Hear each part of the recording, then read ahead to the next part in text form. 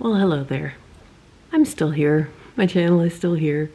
I took a bit of an unplanned hiatus from YouTube.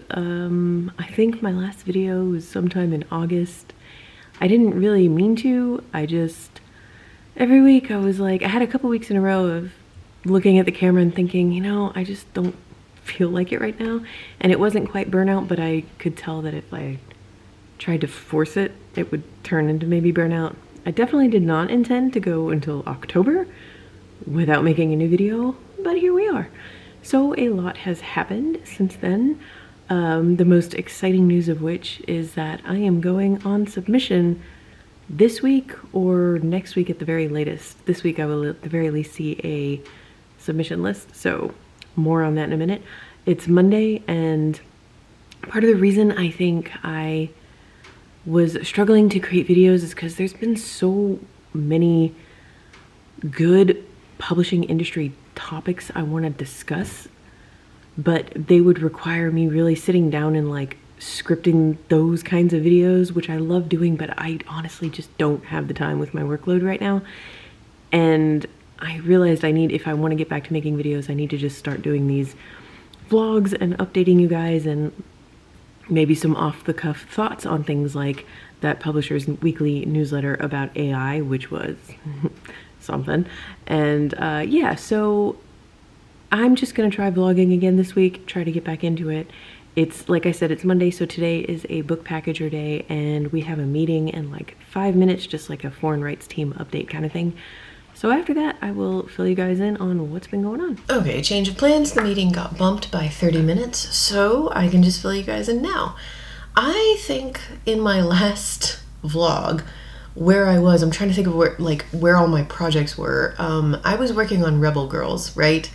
And trying to get that draft turned in, and I did. And actually like a month ago. And my editor said she was going to try to get me notes. I know they want this book to move into like managing it, into copy edits and all of that at the end of October. So I'm expecting notes this week or next week. And yeah, so that is off my plate for now. And submission, let's talk about it. Okay, so my middle grade mystery, which I know I caught you guys up on those notes. I spent most of the summer, like a big chunk of summer, working on my agent's notes for The Warp in Woof, which is my middle grade mystery.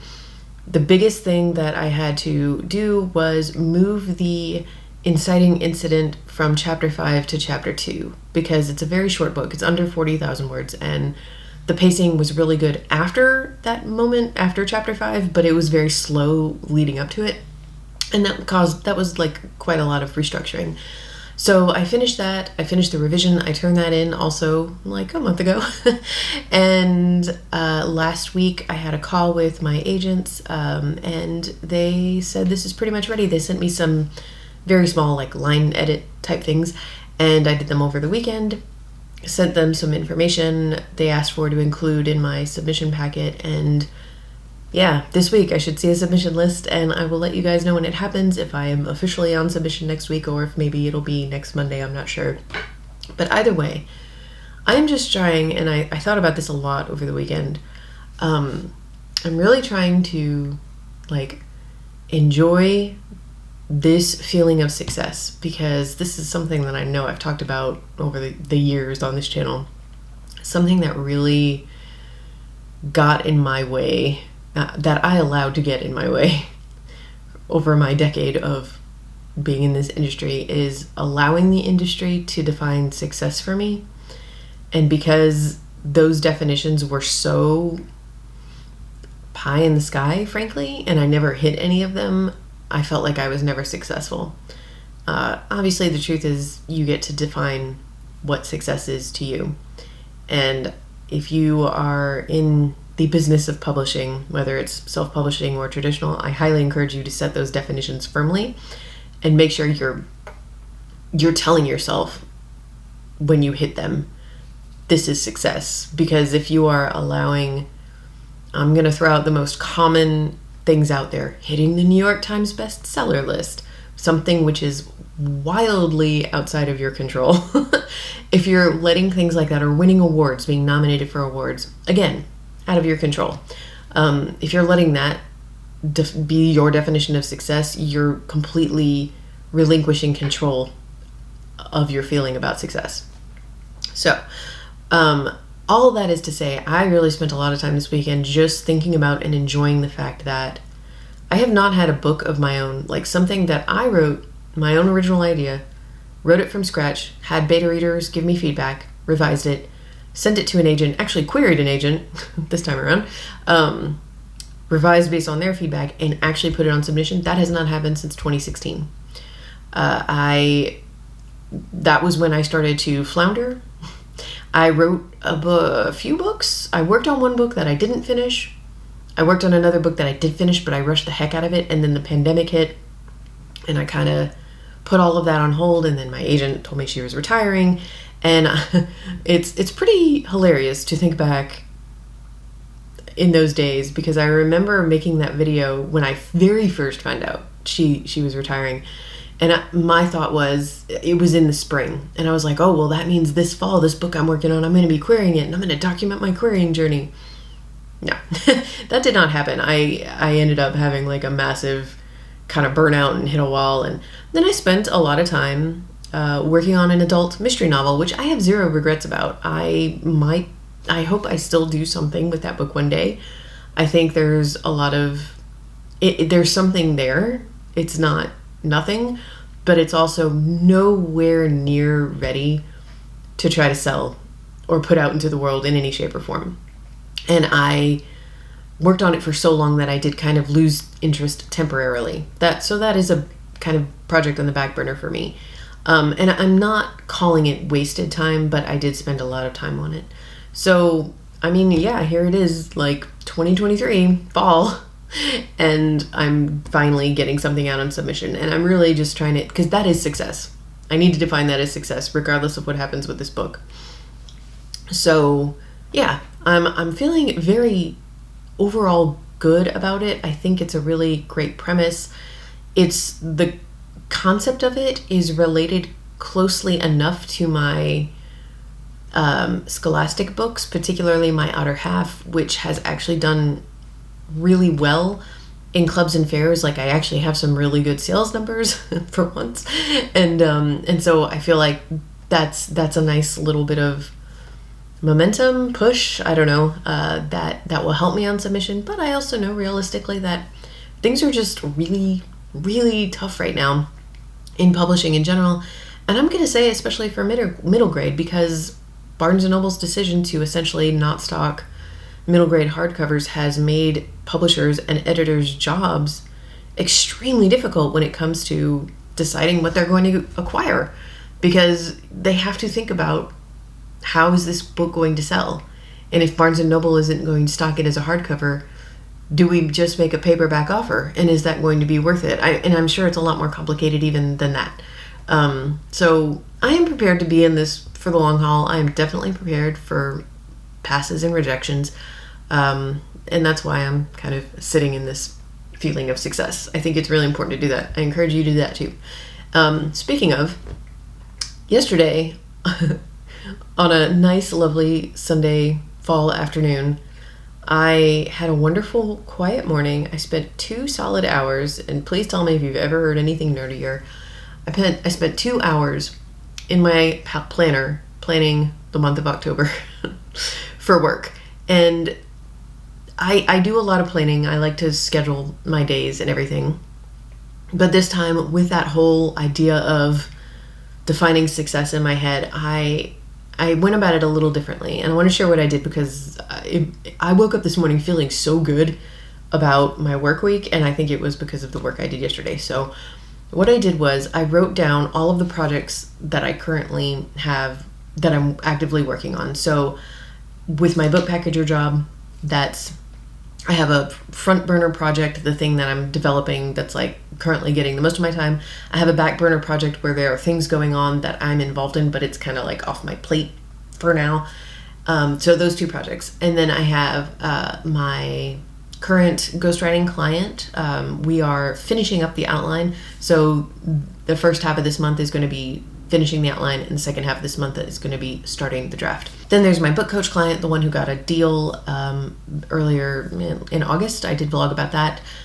They are writing and sending me pages, and I'm editing, and so I want to make sure I have room for that. There's a certain amount that I do on that every week, and because that is, and the Rebel Girls edits are going to come soon, and I wanted to give myself, work that into my schedule. Whenever it comes, I'll need to work on that. And because that isn't enough work, I am still working on that thriller. So I vlogged about my thriller, I believe, back in August. And I have something really cool I'm going to show you guys a little later today that I did to help myself plot it. It was a different technique for me, and it was really fun. But for now, I will say I have an accountability partner for this. So this is one of my closest friends. She is also an author, obviously. And we both have a goal of finishing a draft, however messy, by the end of this year. And so what we did is we started a Google document, and we have a section for her and a section for me. And we just, a couple times a week, we'll just post in there what we've been working on. So there's no, we're not withholding anything. We've got pitches, log lines, kind of blurbs, query style, but we've also got full outlines, or she has a full outline at this point. And I am working on, I have kind of a 2-3 page summary of what happens in Act 1. And I'm going to continue to summarize the rest of the book for her. And absolutely, we're working through stuff together. So this isn't like we're trying to, there's spoilers, everything. Anytime we bump up against an issue I want this to happen, but I'm not sure how to get here, we're brainstorming together. It's really incredibly both motivating and also just really helpful to talk through those early knots with someone. So my goal is to start writing a draft for that on November 1st. Am I doing NaNoWriMo? No. But I hope to channel some of that energy. I don't have a goal to finish the draft for NaNoWriMo or even hit 50,000 words for NaNoWriMo. I just want to have a draft of it by January 1st, the end of this year. So that's my goal for that. So I have those projects all lined up, and then I just went through and broke down the 4 weeks of October and was like, okay, realistically, how can I break all of these projects into actionable steps? And I asked myself, what would make me feel successful at the end of this month for each of these projects? How would I define success? And I started with that. So as an example, the front burner book packager project that I have going on, I want to start auditioning writers for that project before the holidays, at least get them on board, before the holidays. And so that means I need to have an audition brief, which includes a 3-page synopsis of the story and a beat-by-beat breakdown of the scene that I want them to write. And also some other details, like the kind of writer we're looking for would have this kind of voice, this kind of style, etc., etc. So I'm pretty close on that. I have a good beat sheet for the book as a whole. I know the main points. There's one plot element that I'm currently working in to try to resolve. And I think my goal for the end of this week is going to be to have that full 2-3 page summary of the book. That's very doable. I will have that done. And then next week I'm going to start on choosing the scene that I want them to write for the audition and starting to break that down into beats so I can actually see what the scene will look like. So that's just an example of how I broke down my work month, and yeah, it's been working great so far. So anyway, I see that there's some chat happening in Slack, so I'm gonna catch up in there and then hit this meeting, and then we will catch up more.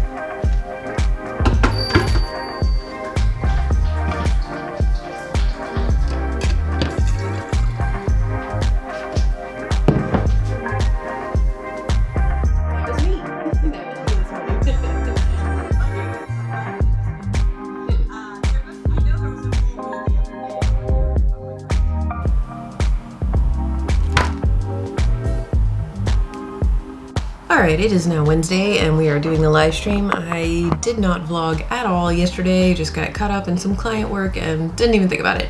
But this is what I was kind of alluding to when I was vlogging on Monday about how I'm plotting my thriller in a slightly different way. I bought this notebook. I will leave a link to it down below. It's not an affiliate thing or a sponsor thing. I just saw it. I don't even remember how I stumbled across it, to be honest, and I bought it. To be honest though, what I'm about to tell you, you don't need to own this notebook to do it. It's a very simple concept. You could just use a plain notebook. I don't know, sometimes it's like a little motivational boost to buy a new notebook. So, but it's called the Story Clock Notebook. And the essential idea, I'm going to open it to a blank page first, is that over here on this side of the page, you write out all of your ideas, and I'm going to put a pin in that and come back to a more detailed explanation later. Here's a little section for your characters and a little section for themes. And then over here, just imagine a linear timeline, or, you know, you've probably seen the hero's journey before. It's the same thing. Like, all of this here would be Act 1, all of that would be Act 2, and then up here would be Act 3.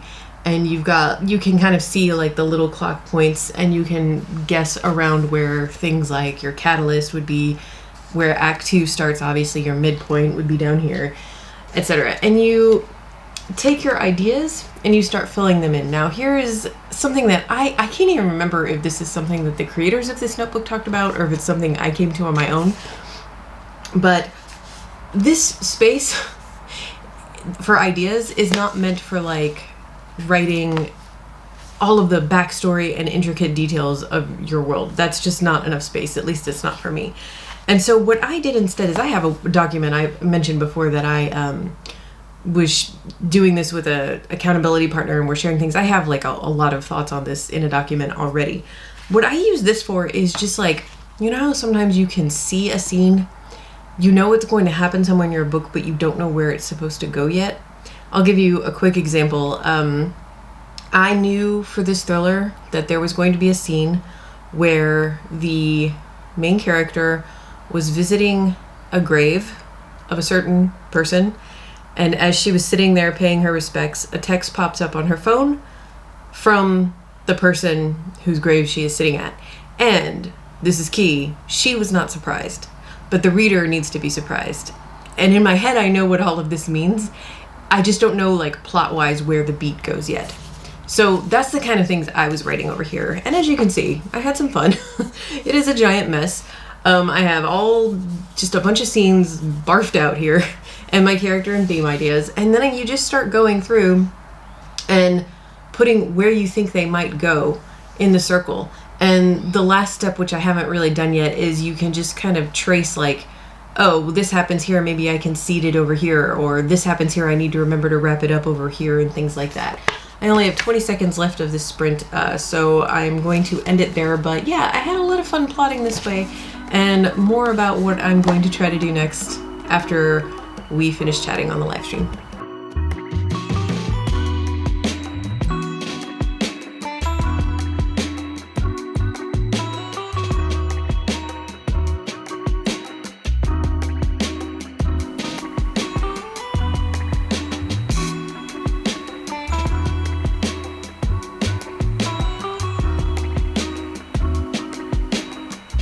So if I looked distracted at the end of that last clip, it's because when I looked over at my laptop to see how much time was left on our sprint, I noticed that my editor at Rebel Girls emailed with notes. And I was like, oh, okay, how big are they gonna be? And so I took a look at that, and it's very light and very doable, and it'll fit right into the time I scheduled for myself when I did all my planning last weekend. So very relieved to see that. Yeah, so that's great news. Anyway, I kind of rushed through my explanation of this, I feel like, but basically to pick up kind of where I was talking about, like with my little idea, the scene I saw with the character getting a text at someone's grave from said person. In my head, there's obviously a lot of plot and a lot of backstory that I already kind of know, and I know what it means, why that happens. I don't know where that scene goes in the story. I knew it was going to be somewhere in like I guess in Act 2, but other than that, it was totally up in the air. So when I was working on this, there were certain beats that, like, it's a thriller. It starts with somebody finding a dead body. I mean, there's nothing. It's a very typical opening. So I knew that that was going to be my first point, and I kind of went through and wrote like what my break into Act 2 midpoint and break into Act 3 points were, big picture wise. I kind of knew what those were going to be. And then I just started taking all of these ideas and trying to fill them in, like, where would this go? Keeping in mind that, it's not, I'm not carving it in stone or anything. I can move it around. And it actually helped me seeing it in a circle. I don't know. It was very different than doing it in a straight line, which is kind of how I normally plot, or I guess down a document like that. So it writing them in started to trigger other ideas for other scenes that I would write over here and then add them over here on the circle. And I don't know, it was different. It kind of shook things up for me because I am kind of set in my ways plotting wise, and I don't know, I thought it would be fun to try something different for this. Something else that I want to try is this was years ago. I have watched pretty much all of the masterclass courses that are like writing related. I think I've watched all of them. Some of them I have watched more than once. And one of the ones that I rewatched kind of recently was Dan Brown's. And because he's just, say what you will about Dan Brown, his books are incredibly well plotted. And for being the insane size they are, he does a great job at keeping a lightning fast pace with those short, snappy chapters that always end on a cliffhanger. And I mean, that's what makes thrillers like compulsively readable, right? So I was curious. I remember him talking about his outlining process, and I wanted to like refresh myself on what that was. And one of the things he said that I kind of latched onto was that when he creates like a bullet point outline, and every chapter has one point. So like the point of this chapter is Robert Langdon escapes the Louvre or whatever. Obviously, a lot more will happen in that one chapter. Robert Langdon will also learn a ton of information, and he will probably see a symbol, and he will interpret it and give us a little history lesson. But the point of the chapter is this escape. The point of the chapter is meeting this person. The point of the chapter is, you see what I'm going with this. And I was like, my outlines are always like incredibly detailed, but I kind of want to, this is just for me. This is not anything I'm turning into a client or an editor, right? And I want to have fun with it. And I also want to be able to start drafting this thing November 1st, like I said. So I think what I want to do is once I just have a synopsis of the entire book, and I'm talking like a 5 to 6 page synopsis, nothing crazy long, not like a long detailed outline. It's not scene by scene. I want to try breaking it down scene by scene, but every scene gets one bullet point. What is the point of this scene? And then when I am ready to write that scene for the day, I do still have that freedom of like letting the character make choices and see what happens, so long as that main point gets hit. Something else that I'm really keeping in mind with this thriller is like, I want it to be one of those stories where chapter 1 opens with her getting into trouble, and every chapter the trouble just gets worse. One of my comps for this is The Fugitive, which I had not seen in ages, and I rewatched it a couple weeks ago. I think, now I'm trying to remember if I actually vlogged about this. I'm sorry if I'm repeating myself. It holds up. The Fugitive is just a freaking great movie. If you haven't watched it in a while, give it a rewatch. I think it was on HBO Max. And that is exactly what it does. It starts out with Richard Kimball being like, his wife is murdered and the police think he did it, and everything just somehow gets worse and worse and worse from there. And it's just constantly him trying to get out of these situations and clear his own name. Another thriller, this is actually the first movie I think of when I think about S hitting the fan in the beginning and just getting worse for the protagonist throughout, is Gravity. That movie with Sandra Bullock, where she plays an astronaut who is on a spacewalk that goes terribly wrong. The opening scene from that movie is her literally free fall spinning out into open space. It's like, how do things get worse from there. And the entire movie, scene after scene, is like she solves one problem and a bigger problem arises, and she solves that problem and a bigger problem arises, and she's just fighting for her life all the way back down to earth. And even once she gets there, she's still fighting. It was just such a like nail in the armchair kind of a watch, but in a really great way. And I'm going for something like that. So I want to allow myself that kind of pantser freedom of like, if I get inspired in the moment in a chapter to make things worse for my character, I want to make things worse for my character. All right, I have talked almost this entire sprint, but my goal for today is, first, it's been a couple weeks, so I'm going to reread the synopsis I sent to my accountability partner for Act 1, just to refresh myself on the story. I remember being really happy with how I laid everything out there. And today I want to try to get a synopsis for Act 2A, so up to the midpoint, using all of the ideas. Where is Act 2A? That would be this corner right here. Using all of these ideas here. And I'm talking about just like a page, maybe a page and a half. That's it. That is my goal. So I only have 6 minutes left on this sprint, but that's what I'll be working on for the rest of the live stream. And then that made me think, well, yeah, the obvious answer to this question is historical fiction writers do it all the time.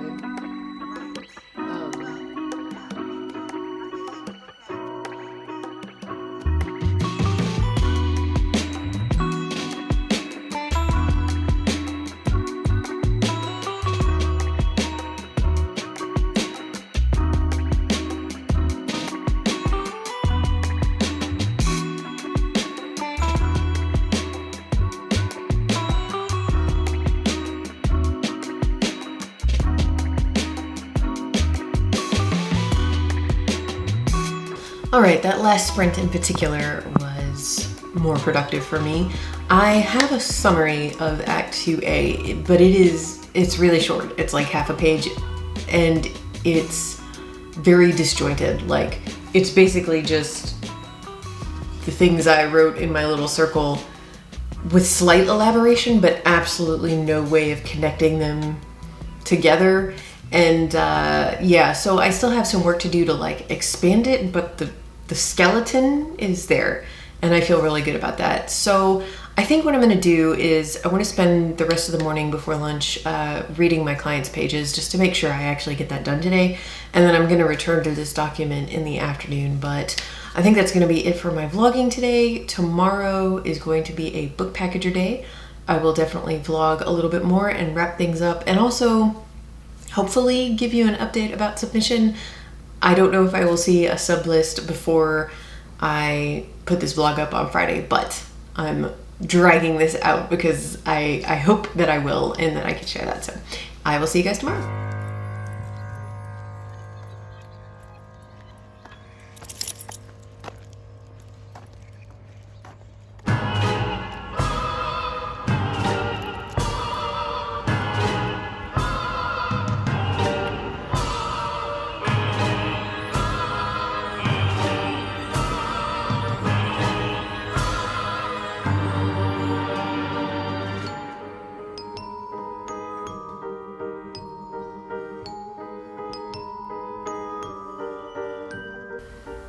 Alright, today is a book packager day and it's Thursday. I just spent the morning working on that front burner project I was talking about.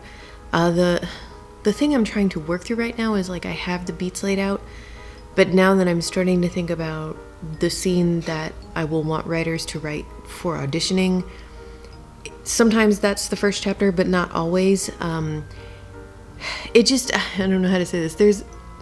It's obviously your opening to your book is always important, but when you're selling something on proposal, it's like extra important because those are the chapters that the editor reads, you know what I mean?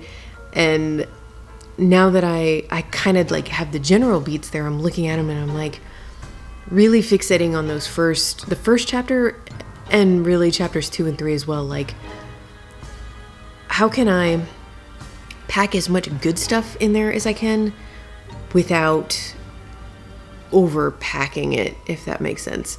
So yeah, I'm just kind of rethinking how I want the writer to find their way into the story, how I really want it to open. And this one's difficult because there's a balance of, there's certain elements, for example, like a kind of action. I don't want to be too specific about this one. And definitely romance. And I need to have both pretty upfront, and that can also be a challenge sometimes. Anyway, yeah, that's what I spent the morning on, just like working through those beats again. I have been in touch, emailing back and forth with my agents about the what my submission will look like, and they're asking me for certain information about me and my previous books to include, and we're talking about that. I don't have the submission list yet. Maybe get it today, maybe tomorrow, but not before this vlog goes up because I'm going to have to edit it this afternoon.